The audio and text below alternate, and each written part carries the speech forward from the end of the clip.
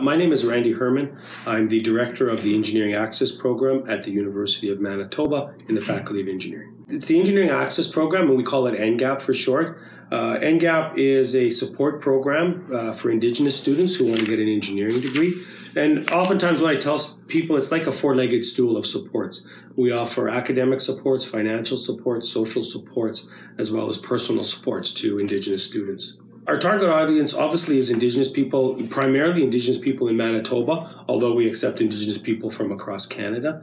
And the target audience, the age can be anywhere from 16 or 17-year-old, someone right out of high school, sequential, just finished high school, all the way up to, we've had students who have been older than me who have started engineering, which would be, we've had students in the mid-50s who have started engineering. So we have this huge range of students. So it's very, very typical for us to have in any classroom, again, a 17 or 18-year-old sitting next to a 30, 35, 40-year-old. The aim of the program is to assist Indigenous students who want to get an engineering degree.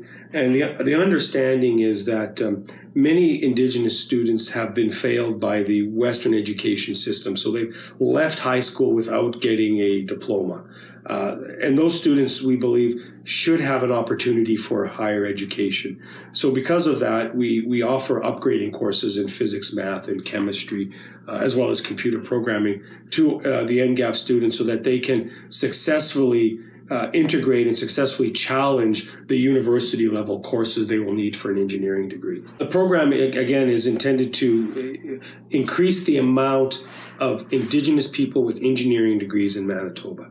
So right now, across Canada in general, the number of Indigenous people with engineering degrees is sadly underrepresented. If you compare it to the amount of the population in Canada.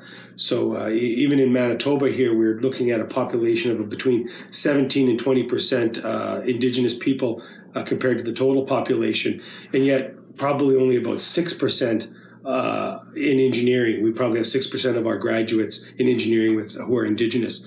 So you see that we still have to triple that number.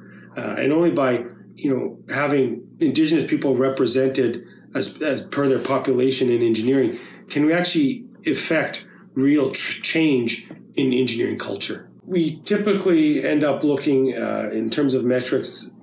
Again, we look at sort of the westernized system and we look at how many graduates we have.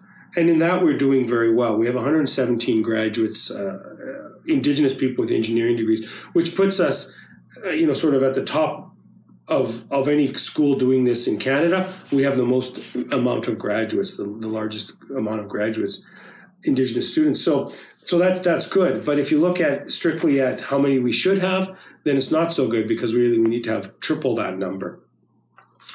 But I don't like to measure success in that way. I think the successes of our program it should be measured differently. By that, I'll just say that we have many of students who don't end up graduating with a credential from ENGAP, from engineering, will end up getting a different credential. So they'll end up transferring to arts or to business or to science or even to Red River College, and they'll get a technology diploma, or they'll do something else. But they won't necessarily be successful in engineering. But to me, that indicates success because we've taken a student who who likely didn't even have a high school diploma. They've gotten the information they needed to be competitive at a high school level. They've left here and they've gone on to do something else. And I'll give you a story because I like to tell stories. Is that, a number of years ago we had a student who came into ENGAP. And he hadn't finished high school, and he had been a truck driver for many years. He was the father of 2 young children, and due to a tragic accident in the truck, he wasn't able to go back to trucking. So he came here to be re-educated. He did a number of years of engineering, but eventually didn't complete his degree. He left here. He went to a placement that we had set up for him in a corporation, an engineering type corporation, and he decided to start working full time because it was just too much with the 2 young girls and being a single father. It was very hard on him to continue. So then a couple years had gone by. He came back to my office and he said, you know what, Randy, you might never be able to count me as a graduate. You might never be able to count me as a success in your program. But he says to me, what I want you to know is that what you did for me changed my life, that I am a different person now than I was when I started at ENGAP. And I just want to thank you for that. So to me, that's a success. But even more successful, a couple of years ago, his daughter, who had been about 12 or 13 when he started in engineering, his daughter graduated from our program with an engineering degree. That is a success to me because, right away we've changed the trajectory not only of his life, but the trajectory of his children. And I really think that doing that really is assisting the Indigenous community. We have, there's a high demand in two ways. First of all, there's a high demand for our graduates. Our graduates, we're well known across Canada in the engineering community, and we have corporations from across Canada coming here solely to speak to our students, to try to get them, our students, to work for their companies during the summer, but also to work for their companies when they graduate. But there's also another demand. There's a demand to get into the program. When I first started here, we had about 40 or 45 students in the program over the 4 or 5 years of engineering. But now, last year, we started out with 81 students. So we've actually almost doubled the size of the program in the last number of years. We often get feedback. Our graduates are very invested in ENGAP. And they will often come to me and ask me how things are going, and ask me what's going on, what's happening in the program, how many students we have, how many graduates we have. They're all very, like I said, invested. They want to know what's happening with the program. So we have that.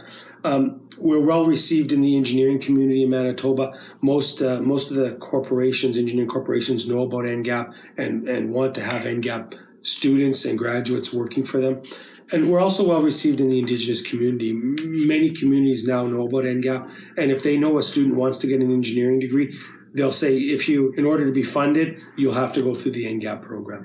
I believe it to be yes, and again, obviously I'm the director of the program, and I can't say anything else but that. So it sounds sort of self-serving in a way, but in the larger aspect of things, in the last number of years, I sit on a number of national committees because of this program, because I'm director of this program. I have worked with about half a dozen different universities across Canada who are looking to start a program similar to ENGAP, or at least starting to think about engaging Indigenous learners in the engineering fields, in the engineering undergraduate engineering education areas. So that sort of shows me that if people are coming asking me my opinion about things, that there's an understanding that this is a high quality program doing something that many other places, many other institutions aren't doing. When I first started in ENGAP 18 years ago, I think I had a very narrow definition of Indigenous education, and that was encouraging Indigenous people to get a Western education.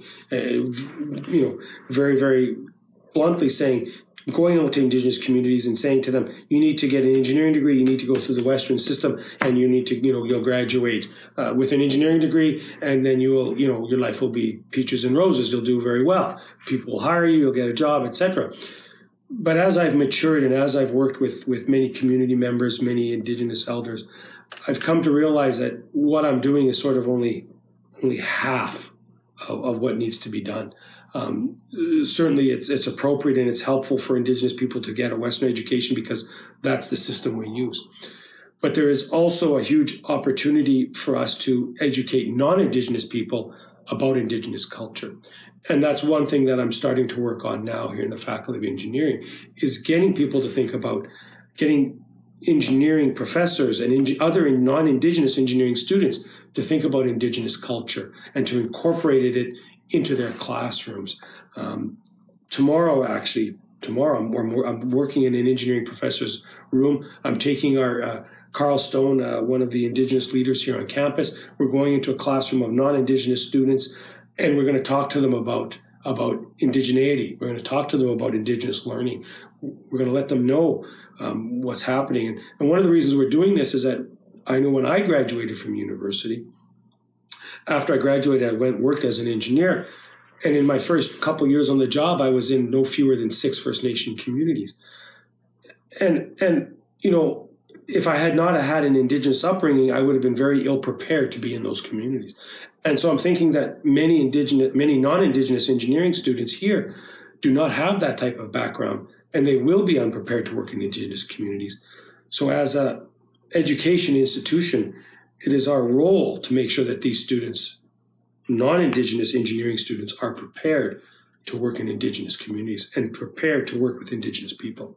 Yeah, I definitely see it as a hybridization. And I would say that when I first came to the job, my idea of helping and assisting Indigenous people getting engineering degrees was very much looking at it from a Western point of view, right? And that a very Westernized point of view.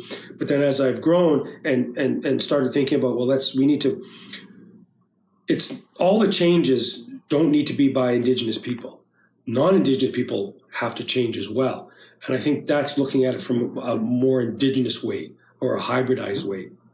I think right now we may be a little bit ahead of the game. The University of Manitoba and the Faculty of Engineering, we may be a little bit ahead of the game in the sense of bringing Indigenous knowledge into the classroom and making sure that, non-Indigenous people who are graduating from the University of Manitoba understand something about Indigenous culture, understand something about the Indigenous worldview.